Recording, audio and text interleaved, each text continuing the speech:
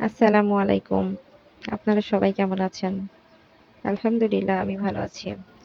আজ আমি পিঠা তৈরি করব। পিঠা তৈরির জন্য বেশ কিছু উপকরণ লাগবে।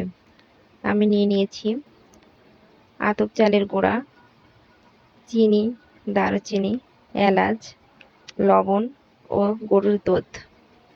অল্প পরিমাণ পানি নিয়ে শুকনো চালের গুঁড়ো দিয়ে দিয়েছি। আমি ছেড়ে নিচ্ছি। বেশি পরিমাণ পানি একবারে দিচ্ছি না, অল্প অল্প পরিমাণ পানি নিচ্ছি আর ছানছি। আটাটা মাখা আমার হয়ে গেছে। এখন আমি রেখে দেব।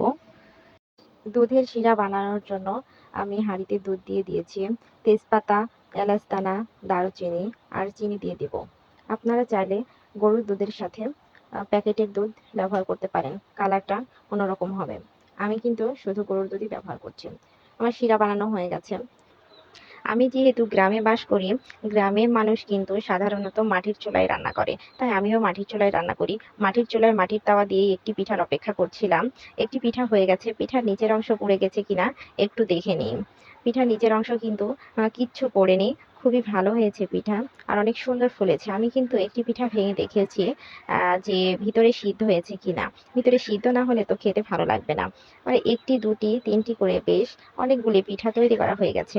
যেহেতু গরম দুধের শিরা তৈরি আছে আমার, আর পিঠাগুলাও তো খুবই গরম, তাই আমি কিছু পিঠা দিয়ে দিব দুধের শিরায়। আর দুধের শিরায় দেওয়ার পরে তো সাথে সাথে খাওয়া যাবে না, একটু ভেজাতে হবে। না ভেজালে মজাদার হবে না। আর হ্যাঁ, শুকনা কিছু পিঠা আমি রেখে দিয়েছি মায়ের জন্য। মা পছন্দ করে শুকনা পিঠাও। তৈরি হয়ে গেছে আমার দুধ চিতই পিঠা। আপনাদের কাছে কেমন লাগলো অবশ্যই কিন্তু জানাবেন। আর ভালো লাগলে লাইক, কমেন্ট এবং শেয়ার করবেন। আপনারা সবাই ভালো থাকবেন।